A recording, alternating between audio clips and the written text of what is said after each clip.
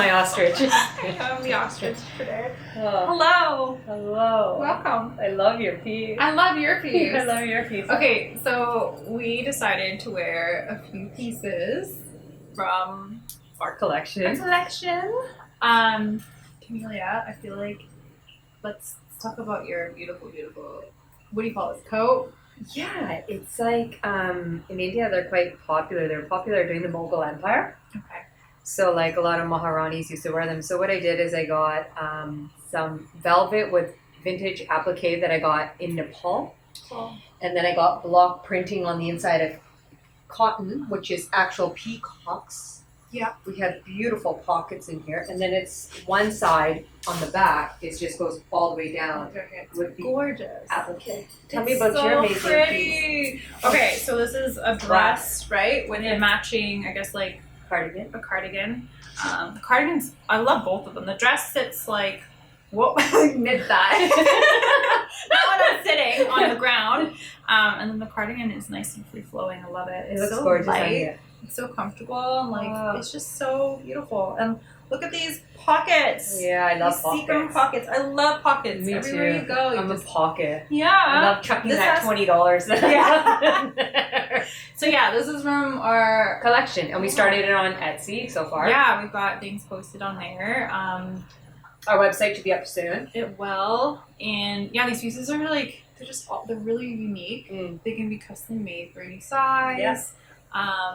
And like the whole intention behind it, we talked about how we want to create a collection that's timeless, it's conscious, it's sustainable. Like these fabrics are fabrics we gathered from all over the world. Yep, and we collaborate together on everything, and then also too we are redoing some of Stephanie's swimwear, so we're re-collaborating that because Stephanie has Luna Swim, so check that out as well. Yeah, it's exciting stuff. But Yeah. we thought we'd just share, like what we're wearing. Yeah, because this is our party. This is how we Right? party. Yes. In December 2021. Yeah. Sitting on the floor dressed up. Yeah. Yeah. But what we were going to talk about today, we had a topic: We have love. love, We have fear. fear, love and fear. I think are like Yeah, and self-reflection. very, very vast topics. Mm. I must say. Go ahead, Stephanie. You want me to start today? Every time. Yeah. Ladies first. Well, okay. Love, and fear. So the first thing that comes to my mind is a teaching that I was introduced many years ago by Dr. Wayne Dyer, and a thought process that I've been practicing is being able to be the observer of your own thoughts in your mind and determine in each situation as each thought comes in and goes out, like, is it from a place of love or is it from fear? Mm. And we live in a very fear-based world. So external factors, I feel, have always been really pressing me into that scarcity, fearful mindset. And just like being able to do a switch into seeing things through the lens of love has been such a impactful and life-changing process. And it's so simple. It sounds so like, I don't know. It sounds simple and maybe it's like really cheesy to some of you, but it's just like a matter of like really looking at whatever feeling you're feeling, whatever decision you're making, whatever trigger is happening, someone says something or you see something that sets you off, being able to identify like, okay, why am I feeling, am I feeling in a fearful state or am I feeling in a love state? And like the whole goal is just to like embrace and give and receive love, I feel, in this lifetime. And yeah, like getting to that place is difficult for me, and I'm sure many of you and everyone. This is life. This is a human experience. But yeah, like every day for me, it's just been a mindful practice and coming back to that practice, and like really being in tune with the observer of your own mind and choosing love over fear every time. Of course, it doesn't happen every time. But yeah. What do you do when it doesn't happen every time? What are some of the things you do? Well, I think like the biggest thing is just like being aware of that, and over the years the awareness has become easier and easier. It's kind of like, I don't know, I always think of it as like that muscle that the more I circle back to that awareness, the quicker that I am able to circle back to that in a situation. And if I find myself there, like I give myself grace to feel whatever I'm feeling, and like I recognize that, like, okay, it's human to think of this, whatever situation it may be, like to feel that fear, anger, resentment, like jealousy, like whatever it is. And then I try my best to like switch the lens, like in that moment. And if I can't in that moment, I come back to it. And maybe you can't really hear it, but we have yes, okay, it's a goldfish. I love our goldfish. It's sound therapy. It kind of puts me to sleep. It's very relaxing and therapeutic, and I like white noise in the background when I sleep. I can't sleep in silence. Really? Mm-hmm. Oh, yeah. I live. Like, if I even hear a car go by, I'm like, what's wrong? I used to live at the airport, and Oh. it would be so soothing when I'd hear a plane take off. And it was super loud because I was like right there. And it just, I don't know, and like the city sounds, it's so, I guess like because I'm so used to it, I tune it out, but if it's not there, I notice it's not there, and it becomes too quiet and too... So you're uncomfortable in deep silence? Silence, yeah. That's what a lot of people have too. Because I think other things heighten in your sensories, You nailed right? it. And so like you become, like for me, like sometimes it does cause a bit of anxiety. I'm just like, wait, Oh, it's too silent. Really? Like, Yeah. I like it so silent you can't even hear a pin drop. And can you also, like, okay, for example, sleep? Can you sleep when there's a background noise, like a fan on, or like, you know? No? Oh my gosh. Are you one of those? I'm kidding. I can sleep. Mm-hmm. I prefer, like, so when I'm in India and it's the summer, it's like 140, Mm-hmm. my dad will come in the room Yeah. and he's like, Camillia, don't you want to put the fan on? And I'm like, no, I'm detoxing and I'm sweating in my sleep. Oh my god, of course. I have to have like it very cool as well. Oh, really? Yeah. So it's like a mind test for me to see if I can regulate my body temperature. At the same time, I try to have zero electricity on. So I don't keep any lights plugged at night. I take everything out. Mm-hmm. No noises. There's no TVs. Yeah. There's no anything electrical, because then the body is able to decompress even more. Hence why I sleep on my shibuki on the floor also too, because I find like it realigns my whole body. It's better for your back too, isn't it? Yeah. Like not being on. Yeah, my sciatica left, but Interesting. to love though. Okay, sorry. We're circling back. Yeah, we circle everywhere. Yeah. That's the way that energy is. It's like a child. It constantly plays. It's like ping pong. One here, one there, you know, it's very natural. I was thinking about something. Mhm. If we don't truly unconditionally love ourselves, can we truly love another? It's a very calm question, isn't it? I'm asking you. Oh, that was okay. No, you have to. Yeah, okay. I am a firm believer in self-love and like being able to love yourself wholly before you can give love to one another. Because if you're like you always hear, if you're running on empty, how are you supposed to give anything to someone else that's pure and authentic and from a place where you truly have like a fountain of love? I believe, unfortunately, right now, I was thinking about this. Love is very transactional. Yeah. It's very, what can you do for me? What can I get from you? Mm-hmm. What am I getting? What am I building? Where are you taking me? How are you taking me? You know, and remember we talked about this before. I told you this, like, so many men want to marry me and they want to provide this lifestyle, or they want to impregnate me. But what am I if I don't want your lifestyle? Mm-hmm. And if I don't want to be impregnated? Do you really love me for the sole essence of who I am without being able to give you anything? And that's the thing is, you know, since childhood, we've been built on so many patterns and beliefs from society, from our parents, all these things telling us who we are, all these beliefs. But how do you even know these beliefs are true? And then we attach ourselves to them. Oh, I'm supposed to have kids by 32. I'm supposed to have $4 million in the bank by this. Oh, if they love me, they would do this. Yeah. Love has become so conditional, so transactional, and so conditioned. Yeah. How is there any truth to love? Because the truth of love is freedom.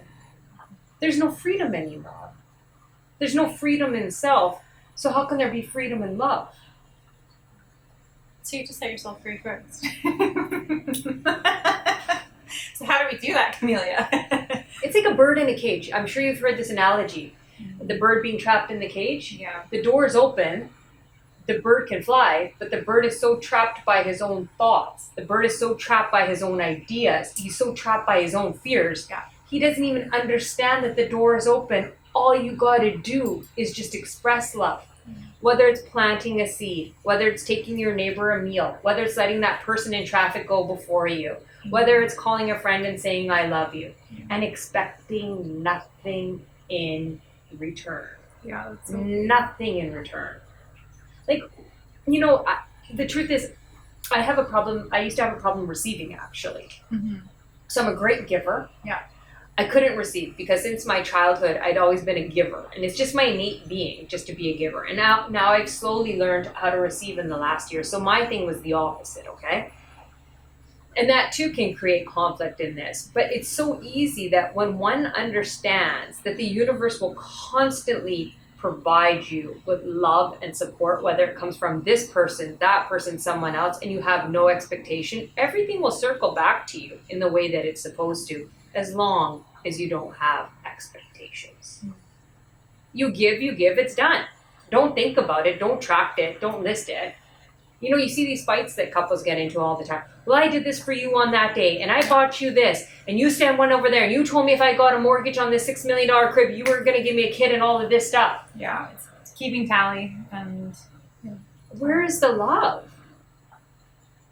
Where is the I just want to express and just be with you, my true being, just to be? I love that. I love that. Because, yeah, like I think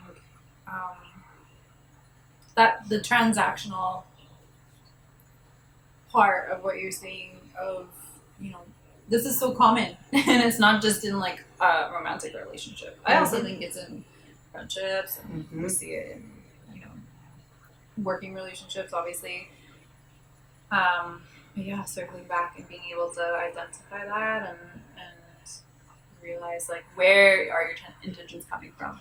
Like I think intentions, that's so key. Yeah. If it comes from a place of like two individuals who want to come together in union and like support one another, I think that's a beautiful thing. But if it comes from a place where it's like, well, I'm doing this for you, so you need to do this for me, it's just how you view it. Again, like, is it from a place of like wanting like scarcity, like I need this security and support from this other individual, and if I'm giving like X, Y, and Z to him or her, then if I don't get that expectation, then that's not love.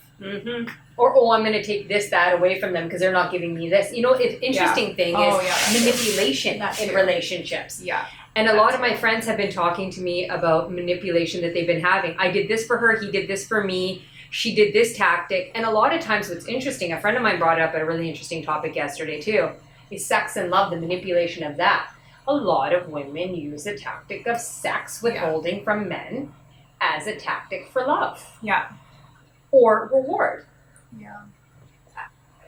It's almost like it's prostitution, like, because it's a contract. Yeah. Because how can you say to someone, oh, I'm withholding or I'm not expressing this to you for this because my body is a product of something that you're going to provide? Yeah. Yeah, that's a huge topic that we do. Yeah, we can get into that one day. So, like, I think with love right now, unfortunately,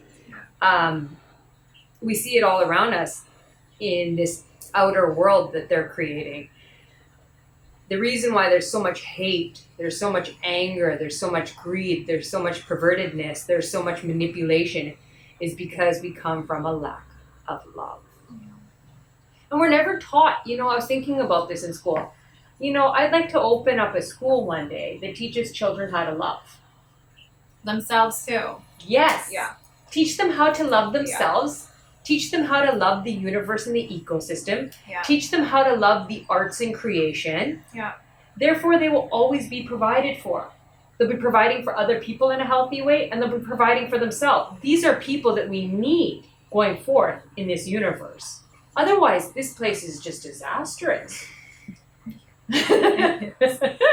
Oh, the world we live in right now. So, like, self-love, like, what are some things that you do for yourself to... Well, yesterday before our video died, we did a video yesterday. We're kind of trying to reenact this. Yeah. But not quite. We don't reenact anything. It's all free flow, as you can tell. Like, we're not deleting any bloopers, or if I can't get my ideas out right, we're not deleting We that. don't care. Camilla just picks up and finishes everything off for me. And then I just stare at her and say, oh. We have this, like, yeah, It just flows. It just works. It's just relaxed. Yeah, yesterday, you know, I told you I sit in rooms in silence a lot. And my father was saying to me, because like right now I'm basically with my puppy a lot, which I'm finding a lot of love again. There's nothing like something that looks at you in the morning and just loves you. like unconditionally too. Yeah, like roll over, Yeah. the eyes go big, the paws go up, the tummy is go for a walk. Yeah. I'm like, wow, really loved here, right? So I've been finding myself falling in love. And what I do is I fall in love with every person I meet. When I took them to the ocean today, Yeah. I met this lovely woman. We had this beautiful conversation. She was telling me about her daughter and how she's moving. She downsized her house and she thought it was everything she wanted, but her mind started playing tricks with her, saying she's supposed to have the 4-bedroom house and all of this, even though she wanted to move next to nature. Mm-hmm. So me and her started talking about the universe and accepting where you are, and sometimes shifts will always try to pull you back to the old state of mind because that's where your comfort was, even though you wanted to move in a new direction, because it's fear of the unknown. Mm-hmm. So we had this beautiful transaction where we just shared love. Like every moment that I'm in now, whether I pick up a leaf and I look at the beauty of how a leaf is with all the veins and the colors, I look at everything that I can with love. And I sit in a room, as you know, in silence a lot. So my father says I'm like Osho. I don't know if I'm like Osho because I told my father, Osho's really rich. I throw all my money out. I'm always... Money is energy. We gotta talk about that too one day. Yeah. My money always equals Stephanie. I just chuck it out. Comes in, I'm like, what up, man? It's going on. The more you put out, the more comes in. It's You just nailed it, right? Abundant. You live in a world of abundance. Right? Okay. So Yeah. like, and I don't hoard anything. There's nothing for me. There's like, I was thinking about this. You know, a friend of mine said, "What do you want?" And I thought, there's nothing I want. But back to circling about what I do. I sit in my room in silence a lot. Yeah. I sit there reading spiritual books. I sit there closing my eyes. I listen to binaural beats. Mm. I have amazing conversations like with you. Like during the day, we pick up the phone and we express where we are throughout the day. I express to you, like I told you when I woke up this morning, I'm like, I woke up with a fear thought, right? And you're like, oh, okay. And then you're like, oh, what did you do with it, Camilla? And I showed you the process of what I did to shift that energy, right? Mm. So I have amazing souls like you where I can go back into silence because I can clear my mind. I can express it for those couple of minutes without dwelling on it or expanding it, but I get it out there and then I let it go. I do deep sauna sweats, as you know, like I sit in the sauna for an hour and a half with a gallon of water. And I go into deep, deep spiritual thoughts. And I also create, like us creating this fashion line together in our spiritual channel and all of this. This is a huge source of love for me. And it's a huge source of me just being able to release expressions of what's living inside of me. Do you know what I mean? What do you do? What do I do? For me, like I do have daily habits that I try to practice that I know are that bring me joy and like spark joy in me. Some of those things include taking the time out to journal my gratitude, my intentions for the day, like certain goals, just being able to just like, I guess like receive any messages and get it down onto paper really helps me like articulate like, I guess my inner feelings and messages and being able to connect. Yoga is a huge part of my daily practice. Like I don't practice every day, but yoga and meditation is something that I do at least like 4 or 5 times a week where I just like immerse myself in movement, in a flow, in breath work, whatever I feel called to. It really, really like grounds me and centers me and allows me to like connect and turn in.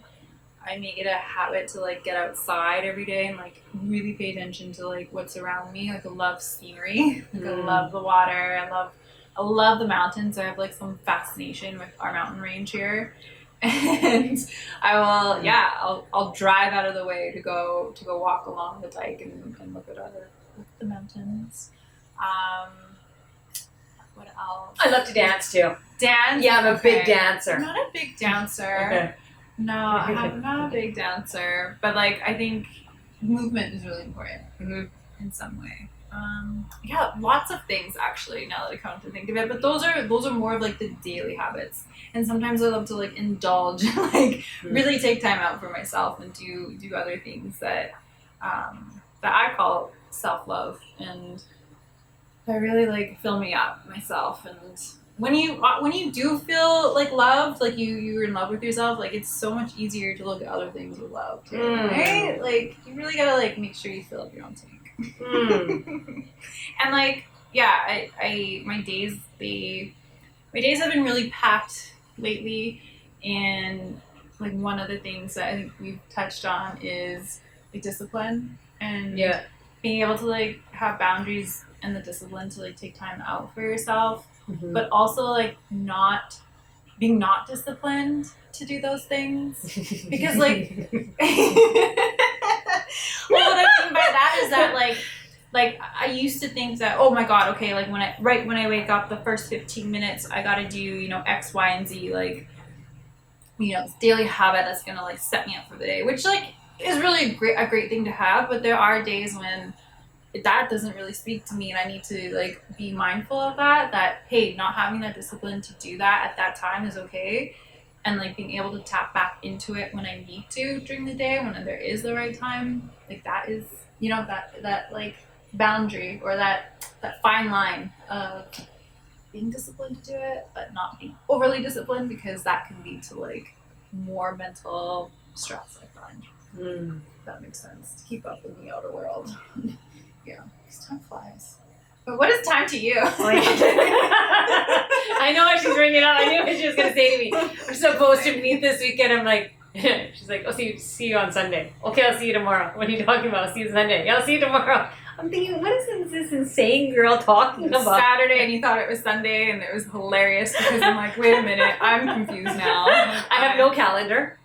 I have no clock. My father taught me actually how to internally set my body that when I'm on TV, if I'm on a shoot, I will tell my body before I'm going to bed, wake up at 4 o'clock, and I will wake up at 4 o'clock. I can never do that. I could never trust myself to wake up at a certain time and be on time for something. I need like an alarm clock, and I need time to snooze. Okay, but see, this is the thing. You need time to snooze. My body is so relaxed now all the time that it'll naturally, I can hear my inner voice, the inner clock, and I can just set everything now because there's hardly any distractions. We need your secret. Like, we need the secret. I feel like there's no secret. Go to India and see my dad. We need my dad's sauce and ingredients to get there, because I'm sure, like, I'm definitely not like that, but I'd love to get there. It's just becoming the watcher, like you were talking about earlier. When you can become the watcher, all your thoughts start to drop off, because you start to see how monotonous or tedious, or how like there's no point to 90% of these thoughts. Oh, I gotta turn left at 4:52. Oh, I gotta go take lunch here. Oh, she called me this at this. Why? Why am I clogging up the computer? For what? Like, I only do things. It was really interesting, actually. Someone asked me some critique on some art stuff that they did. Normal Camillia, the critic Camillia, would be like, this needs to change, this is this, and this and this. And I looked at it, and I said to them, it's perfect. And they're like, you don't have any thoughts? I said, what you created was perfect for what you were supposed to create. I also don't have to use mind power. I don't always have to have a thought. I don't have to have an opinion. Like, I was reading about this. I used to be very judgmental. Very, very judgmental, okay? Especially when I started getting rid of habits in life. Like, when I started being not even a vegan, like, I just didn't understand why people ate meat, because I did it before and stuff. I dropped the alcohol. I became more environmentally conscious. I couldn't understand things. But now I understand, like, people are so perfect the way they are. They are exactly where they need to be. They are serving their universal purpose. Yeah. Who am I to say anything? My only thing that I can do is maybe make them a little bit more conscious and aware. Mm-hmm. And if they want that, great. If they don't, who am I not to say they're perfect already? Yeah. Yeah. I think for me, like, critical feedback, I think, is important if you're wanting to, let's say, like, excel in a skill set or whatever it is. But then it's hard to seek critical feedback without, like, having a fear of judgment. Right? And, like, I don't know. Like, that's something that I think is... So then you care what other people think. Yeah, because if you're seeking critical feedback, it's hard to not take that feedback and apply it personally, I think. Like, if you're in a context of, yeah, I'm an artist, here's a piece of artwork, I'm approaching another artist, they're going to give me their opinion, hopefully it's going to help me excel being an artist, but how do you get out of that fear of whatever the people think? Yeah. That's interesting you say that too. So I had a friend yesterday that was talking about a situation. I seem to have a lot of friends. You have a lot of friends. You do. You know a lot of people. Okay? Your circles are massive. And I'm like, whoa. Like, how do you know this friend of a friend? Or how do you know, like... The girl she doesn't leave the house. Well, she hasn't socialized in 12 years. You trip across these individuals for a reason. I think that these the blessing is mine. You know, a friend, and I said to this friend, I said, why do you care? And, you know, I was looking at this. Sometimes I'm not going to lie. When I need a laugh, now I'm not laughing at these people. Sometimes when I need a laugh, I have to look at Instagram, okay? Okay, sorry, I had to laugh. Because it's such a world I don't live in. You know that, right? Yeah. So I don't understand any of this. And sometimes I see these people showing a picture of something, and then they have these super spiritual messages that says the opposite and contradicts it. Yeah. Like, love people for your soul and who you are, not for what you look like. And then you're in a thong up your ass or a Rolls Royce. I mean, and I love it. That world is very contradictory, and like you trip across all different types of walks of life. And it's okay. It's okay to laugh. So for me, I don't understand it because I'm trying to understand the message, right? Yeah, I really am. Like, on a serious note, I'm like, okay, what am I trying to get out of this? Sometimes I like to look at the world and try and understand it, right? But I don't understand. Yeah. But I do understand. Everybody's trying to sell people a story of who they are or what they could be. Yeah. Nobody wants to express the truth of who they really are because they don't even know who they are. And people are scared to be vulnerable and say this is raw. Like, I was looking at something and someone said filters are so normal. I'm like, filters? I've never used a filter in my life. Like, why do we feel such a need that we had to put so many masks and so many covers on? Yeah. Why? Because we're running from ourselves and we're running from the other person. And they're running from themselves and they're running from the other person. So all we have is all these mass meeting, all these masks all the time. And then we wonder why the world is in such a state of chaos. Yeah. We definitely need to have a video on social media and... Well, you'll be running because mine is only the things I tell her I look at. Sometimes she's like, "How do you know these things?" We've had so many great topics today. Yeah. Thank you for your time. I love you. I love you. We would love it if you could like and subscribe. It would mean the world to us. And we can't wait to tune in to the next one. And thank you. Thank you.